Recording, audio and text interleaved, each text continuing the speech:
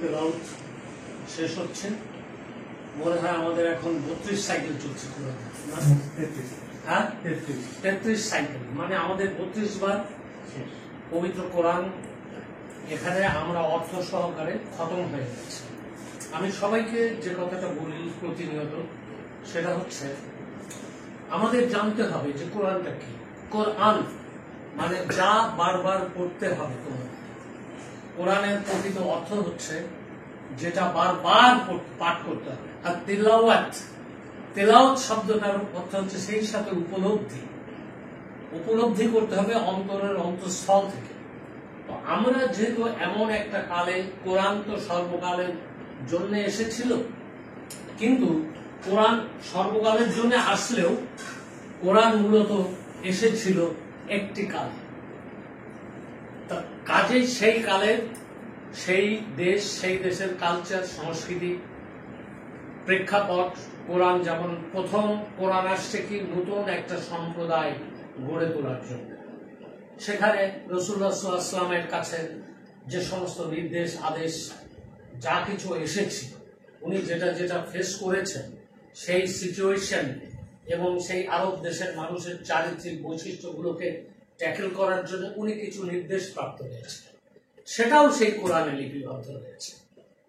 যে নির্দেশগুলো যে অবস্থার প্রেক্ষাপটে উনি সৃষ্টিকর্তা বিধাতা থেকে পেয়েছিলেন, সেভাবেই তিনি সেটা চালিয়েছেন, ইম্পোজ করেছেন। তো আমাদের সবসময় দৃষ্টিভঙ্গিটা এমনই রাখতে হবে, 1400 বছর আগে এমনই একটা সমাজ ব্যবস্থা যেখানে এই পবিত্র কোরআন এসেছিল।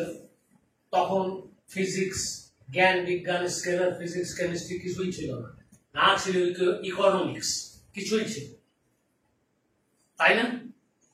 ঠিক সেই সময় এগুলো আমাদেরকে বুঝে কোরআন পড়তে হবে। সেই জন্য কোরআনে প্রথমেই সূরা আল ইমরানের 7 নম্বর আয়াতে রয়েছে, আল্লাহ বলছেন যালিকাল কিতাবু লা রাইবা ফিহি হুদাল লিল মুত্তাকিন। মুত্তাকিন মানে জ্ঞানী মানুষদের জন্য, যাতে কোনো সন্দেহ নাই, এবং তাদের জন্য পথ প্রদর্শন। আর কারণ জ্ঞানীরা এর মধ্যে থেকে বিবেচনা করে, বাছাই করে, যাচাই করে এই কোরআনের কোন আয়াতগুলো, সূরা আল ইমরানে যেমন বলা হয়েছে কিছু আয়াত এসেছে কোরআনে, কিছু আয়াত যেগুলো হচ্ছে চিরন্তন। এখন চিরন্তন শব্দটার অর্থ তোমরা একটা চিন্তা করতে হবে। দেখো, জ্ঞানী লোক কেন দরকার? একজন সাধারণ মানুষ চিরন্তন বলতে চিরন্তনই মনে করে, তাই না? প্রফেসর, তুমি বলো, তাই কিনা? অথচ চিরন্তনের পিছনে আর একটা লুকায়িত জিনিস আছে, সেটা হচ্ছে অচিরন্তন, তাই কিনা? অস্বীকার করতে চাও? আমি যখনই বলছি এটা চিরন্তন, তখনই মনে করবো অন্য কথাগুলো অচিরন্তন। যেগুলো চিরন্তন কথাটা হচ্ছে কি সর্বকালে, সর্বসমাজে, সর্বদেশে, সর্বজাতি, সর্বচেতনার মানুষের মধ্যে একই রকম রিয়াক্ট করে, সেটাই হচ্ছে চিরন্তন। যেমন তুমি মিথ্যা কথা সর্বকালে, সর্বযুগে, সর্বসমাজে সেটা ঘৃণ্য। যেমন অন্যকে প্রতারণা করা, ঠকানো, সর্বকালে, সর্বযুগে ঘৃণ্য, ঠিক কিনা? আর অচিরন্তন বিষয়গুলো হচ্ছে যেমন ওই যে মসজিদে যাও, নামাজ পড়ো, তার দৌড়াদৌড়ি করো, এ করো, ও করো, এগুলো কিন্তু অচিরন্তন।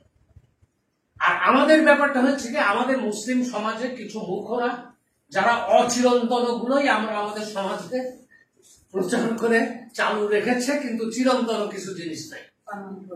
কেমন সত্য কথা বলাটা একেবারেই আমাদের প্র্যাকটিসে নাই। মিথ্যে কথা বলা, প্রতারণা করা, ইভেন দেশের সরকার থেকে শুরু করে সমাজের নিম্ন স্তরের মানুষরাও দেখো এই জিনিসগুলো মিথ্যে কথা করছে, এ করছে, আবার হেজাব করছে, ইয়ে করছে। হেজাব করা টরা এগুলো কোনো অ্যাকচুয়ালি কোরআনের বিষয় না। এই যে আমরা যে টুপি পড়েছি, ধরো এই টুপিগুলো, এই টুপি চিরন্তন কোন ফ্যাক্টর। এই টুপি আপেক্ষিকভাবে আমরা বিজ্ঞানের আলোকে জানি পিরামিড ক্যাপ হচ্ছে মানুষের মস্তিষ্কের যে স্কেলার ভোর্টেক্সটা, যেটা আমরা দেখি না, সেটাকে নিয়ন্ত্রণ করে আমাদেরকে মনোনিবেশ করা ইয়ে দেয়। এটার সাথে কোন, এটা চিরন্তন না। তো কাজেই চিরন্তন আর অচিরন্তন এইগুলো তোমাদেরকে বুঝতে হবে। যে কোরআনের অনেক আয়াত, কোরআন মানেই একেবারে সর্বগ্রাহী, একেবারে ঠিক, একেবারে সাথে সাথে। তুমি ওই যে বলতেছে যে একটা আয়াতে বলতেছে যখনই আজান পড়তেছে শুক্রবারে তোমরা দল বেঁধে যায়, ব্যবসা খেলায় ফিরে তোমরা যাও, সেটা কিন্তু আমাদের দেশে আছে। অথচ অথচ দেখো চিরন্তন আয়াত, কাউকে ওজনে ফাঁকি দিও না, মিথ্যা কথা বলো না। দোকানদাররা, তুমি ওই গুলশানে 1-2 আমরা দেখছি যে ঠিক হওয়ার 1 ঘন্টা আগে থেকে আজান পড়ার সাথে সাথে একজনও নেই, সব দোকানপাট বন্ধ, সব চলে গেছে, কিন্তু আসার সাথে সাথে ওজনে কম দিচ্ছে, মিথ্যে কথা বলছে। তার মানে কোনটা ফলো করতেছে? অচিরন্তন, যেটা কোনো চিরন্তন না, ওইটাকে সে মানছে, কিন্তু আসল জিনিসটা যেটা চিরন্তন সেইগুলো সে পালন করতেছে। এটা করাচ্ছে না। এইটা বেসিক্যালি পোপ আমাদের মুসলমানদের চরিত্র ধ্বংসের জন্য এই জিনিসটা করেছে, বিভিন্ন হাদিসিক প্রক্রিয়ার মাধ্যমে, যাতে এই জাতির চরিত্র ধ্বংস হয়ে যায়। ওদের দেশে আজকে কি ইয়ের মতো জায়গায়, কি বলে, নিউজিল্যান্ডের মতো জায়গায়, যেখানে আজকে জেলখানা বন্ধ হয়ে যাচ্ছে ক্রিমিনালের অভাব। একজন মিথ্যেবাদী নাই, একজন প্রতারক নাই, একজন ঠকবাজ নাই। আর আমাদের সমাজে কি, দুনিয়ায় যারা যত বেশি নামাজ পড়তেছে তারা ঠকবাজি, মিথ্যে কথা, বদমাইশি, মেয়েদের উপরে অত্যাচার, আর খালি মেয়ে মানুষের দাবায় রাখবে যত পারে। বুঝতে পারছো? আমাদের রাসূল সাল্লাল্লাহু আলাইহি ওয়াসাল্লাম মসজিদে নববীতে নারীদেরকে পাশে বসায় খুতবা দিতেন, ইয়ে করতেন। আর সেটা কি হয়েছে এখন? মেয়েদেরকে সবচেয়ে দেবে, কারণ মেয়েরা ছাড়া কি জীবন চলে নাকি? আমি কি পূর্ণাঙ্গ নাকি? একটা নারী কি পূর্ণাঙ্গ? দুটো মানুষ নিয়ে তোমরা টেস্ট করে দেখো। এই দেখো 5টা আঙুল, আল্লাহর নিদর্শন। 5টা আঙুল একত্রিত করে 2 আঙুল ফাঁক রাখো, ফাঁক রাখে চোখ বন্ধ করো, দেখো এই 2টা এসে জোড়া হয়ে যায়। এটা প্রকৃতির নিয়ম। তা প্রকৃতির নিয়মকে তুমি অবহেলা কেন করবা? কেন কাউকে হেট করা? কাউকে, সৃষ্টি জগতে আল্লাহ তাআলা সবাইকে পাঠিয়েছেন, যারা অন্যায় কাজ করবে তারা তাদের প্রতিফল ভোগ করবে, সেটা আল্লাহ প্রমিস করেছেন, এবং সেটা চোখের সামনে অনেক কিছু দেখছো। মিথ্যা আশ্বাস, মিথ্যা জিনিস, যে পরে কাজ করতেছে এক আর লোকরে বলতেছে আর, এটা কি মুনাফিক না? এই মুনাফিক আর এই হিপোক্রেটসদের কথা কোরআনে দেখো কখন কিভাবে রয়েছে। আল্লাহ মনে করছে আমি কি তাদের দেখি না? ঠিকই দেখি। ইন্নাল্লাহা খায়রুল মাকিরিন। এবং জেনে রাখো, যতই চক্রান্ত করো সবার উপরে চক্রান্তকারী আমি। তোমরা চক্রান্ত করে বেশি দূর যেতে পারবা না। You cannot run too far. ওই যে তো একটাকে তো বলছে, মৃত্যু থেকে তোমরা পালিয়ে বেড়াও। হ্যাঁ, মৃত্যু থেকে পালায় বাঁচতে পারবে? এই যে অনেক আরাম আয়েসে ইয়ে করা লোকেরা, তারা করে কি? মৃত্যুর ভয়ে ঘরের বাইরে বের হচ্ছে না, এ হচ্ছে না, নানা রকম। কিন্তু মৃত্যুকে কি সে প্রতিরোধ করতে পারছে? আল্লাহকুমুত তাকাসসুর হাত্তা যুরতুমুল মাকাবির। এই পার্থিব হিসাব নিকাশ, টাকা পয়সা, ধন দৌলত, এইগুলোই মনে করছো তোমাকে বাঁচিয়ে রেখেছে, আর এর মধ্যে তুমি ডুবে আছো। অথচ তুমি দেখছো না তোমারই অলক্ষ্যে, তোমারই কবর ক্রমে ক্রমে তোমার নিকটে এগিয়ে আসছে। দেখো তো আমরা কি আসলে ফিজিক্সের লতে এটাই বুঝতে হবে। পৃথিবীতে এই যে বেহেশত দোজখের বর্ণনা যেগুলো আছে, কোরআনে আরো পড়লে বুঝবা। এইগুলোর রূপকের মাধ্যমে তোমাদের ডুবে যাবে। আর এছাড়াও ধরো স্কেলার ফিজিক্স যেভাবে বলছে, বিজ্ঞানের টাইম লাইন, এখানে আমরা কি প্রকৃতপক্ষে এটা দেখা গেছে। ধরো ওর আন্ডারে 500 লোক কাজ করে, তাদের উপর খবরদারি করতেছে, ইয়ে করতেছে, কার দুর্ব্যবহার করছে না। কিন্তু পাশাপাশি আরেকটা প্যারালাল টাইম লাইনে ওই কাজ করতেছে ওই যে কর্মচারী গালিগালাজ হচ্ছে বেশি, সেই হচ্ছে বস। এটা ঘটছে। This is true. Space time ফ্যাব্রিকের উপরে এগুলো ঘটছে। এগুলো আমরা জানি না, আমাদের পারসেপশনটা জানি না। আমরা সবচাইতে বড় জিনিস হচ্ছে আমরা কোরআন পড়ি না। কোরআনে এমন কিছু জিনিস আছে সেই আমলের লোকেরা বুঝবে না, কিন্তু এখন ফিজিক্সের আলোকে তুমি তোমার কাছে পরিষ্কার হয়ে যায়। আমি বেশ কয়েকটা স্ট্যাটাস দিয়েছি। আমি আমার নিজস্ব ছোট স্বল্প পরিসরে আমি আমার অনুসারী, এবং যারা আমার কথা, আমি আমার অনুসারী হতে বলি, আমি বলি কোরআনের অনুসারী হও। কোরআনের যে ব্যাখ্যাগুলো তোমরা বুঝতে পারবে না সেগুলো আমার কাছে শুনে নাও। আমি তোমাদেরকে সঠিক পথ নির্দেশনা করব, যেটা আমি বুঝেছি না, আমাকে বোঝানো হয়েছে। পৃথিবীতে যারা এরকম আমার মতো 24 ঘন্টা যারা প্রকৃতির সাথে নিজে, প্রকৃতির একটা রিদম আছে, এটাকে বলে হিউম্যান রেজোনেন্স, একটা ফ্রিকোয়েন্সি আছে। এই প্রকৃতির ফ্রিকোয়েন্সির সাথে যদি তোমার চিন্তা চেতনা, ইন্টারনাল অনুভবের ফ্রিকোয়েন্সি যদি কোহেরেন্ট করতে পারো, একই ছন্দে দোলাতে পারো, তাহলে বিধাতা তোমার সাথে কথা বলবে। প্রকৃতি তোমার সাথে ভিতর গুঞ্জরণ করে উঠবে, তোমার কাছে মেসেজ পাঠাবে অন্যান্য মানুষকে এই মেসেজ দেওয়ার জন্য, যেটা রাসূল সাল্লাল্লাহু আলাইহি ওয়াসাল্লামের কাছে এসেছে। এবং এটা কিন্তু স্তব্ধ হয়ে নাই। আল্লাহর এই প্রকৃতির এই খেলা, এই পদ্ধতি দীর্ঘকাল আগে থেকে চলেছে, চলবে, চলছে। এটা আসছে। তুমি সাধারণ মানুষ হতে পারো, কিন্তু কখনোই মনে করবে না যে তোমার ব্রেনের ফ্রিকোয়েন্সি সবার আছে। আমরা কি, আমাদের ফ্রিকোয়েন্সিটা কি? প্রকৃতির চাওয়া হচ্ছে এই, আর তোমার পাওয়া এই। চাওয়া পাওয়া, চাওয়া পাওয়া, এরকম এক ছন্দে। কিন্তু তোমার যেদিন এক ছন্দে দোলাতে পারবা, চাওয়া পাওয়া একসাথে, সেদিন তোমার কাছে প্রকৃতির মেসেজ পাঠাবে। তো clear my dear participants, those who R here? আজকে আমাদের যেটুকু আলোচনা করার প্রয়োজন ছিল সেটুকু আলোচনা করেছি। আমাদের ডাক্তার আসিফ রেকর্ডও করেছে, কথাটা চালিয়ে দিও। এগুলো মানুষের সত্য জিনিসটা শোনার দরকার।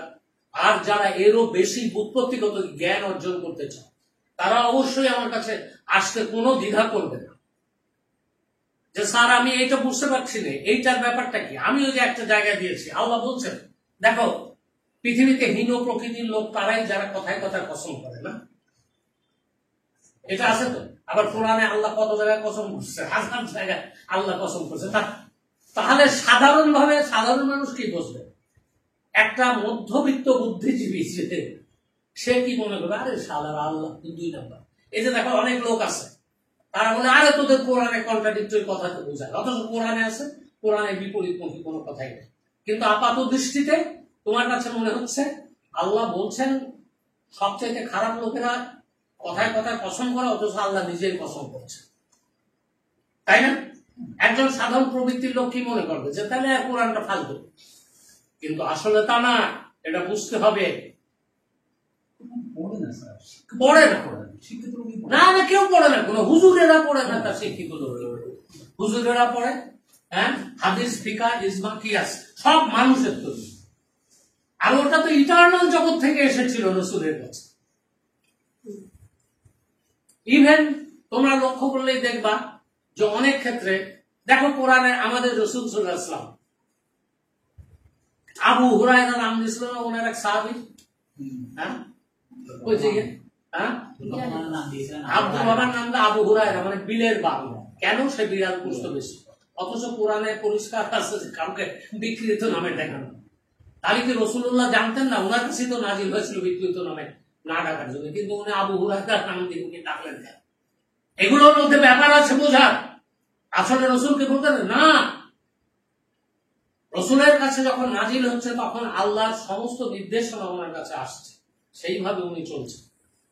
এরপরে ওনার মানবিক প্রবৃত্তি, ওনার যেগুলো ছিল সেগুলোর কথাও আল্লাহ করেছেন। হে মোহাম্মদ, তুমি নিজের থেকে কোনো কথা বলো না, তুমি নিজে নিজে একটা কথা বানিয়ে বললে তোমার কলিজার শিরা কেটে দেব না, তাই আছে না? তাহলে মোহাম্মদ কিভাবে বলবে আল্লাহর নির্দেশ ছাড়া?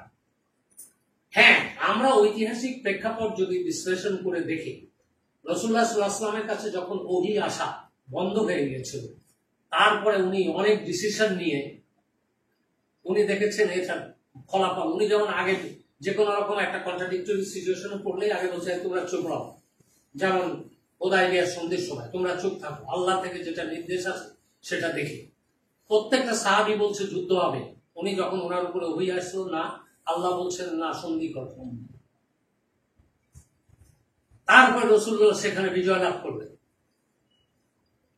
কিন্তু রাসূল সাল্লাল্লাহু আলাইহি ওয়াসাল্লাম একবার হয়েছিল কি, একটা কিছু সাহাবী এসে বলছে ইয়া রাসূলুল্লাহ, আমাদের তো তখন মক্কা বিজয় হয়ে গেছে, তখন তার কাছে উপদেশ নিতে আসতো, ইয়া রাসূলুল্লাহ আমাদের কিছু উপদেশ দেন। বলতে কি, আমরা তো হারভেস্টিং করি, কৃষি কাজ করি, আমরা খেজুর ফল, এই যে খেজুর ফল আমরা নিজেরা হাত দিয়ে পুরুষ ফুল আর নারী ফুলের মধ্যে আমরা যে সংমিশ্রণটা ঘটাই, এটা তো প্রাকৃতিক না, এটা আমরা নিয়ে এসে ঘটাই। তো এটা তো তাহলে প্রকৃতির বিপরীত হয়ে যাচ্ছে, আল্লাহর বিপরীত হচ্ছে, তাহলে আমাদের কি এটা করা আমরা বাদ দেবো? তো বলছে দেখো তোমাদের বুদ্ধিতে যা ইচ্ছা তাই করে দেখতেও পারো। ওরা করছে কি, রাসূলুল্লাহ এরকম গা ছাড়া দিয়ে কথা বলছেন, স্বাভাবিক ব্যাপার। অ্যাকচুয়ালি উনি তো কৃষক না, উনি তো ফলান না, উনি তো জানেন না যে কিভাবে পরাগ সংক্রমণ করলেন, ফলন বাড়বে। উনি বলছেন করে, সেই কথা মতো তারা সেই বছর পরাগ সংক্রমণ করায়নি, আর 80% ফলন কমে গেছে ওই বছর। তারা সবাই এসে বলছে, ইয়া রাসূলুল্লাহ, আপনার থেকে পারমিশন নিয়ে গেলাম। দেখো, মানুষ সবসময় শয়তান টাইপের। রাসূলুল্লাহ থেকে কিন্তু পারমিশন তারা নিয়ে গেছে, সেটা কিন্তু ওই পারমিশন না। রাসূলুল্লাহ কিন্তু আল্লাহর ওহী থেকে বলেননি, উনি বলে ঠিক আছে করো।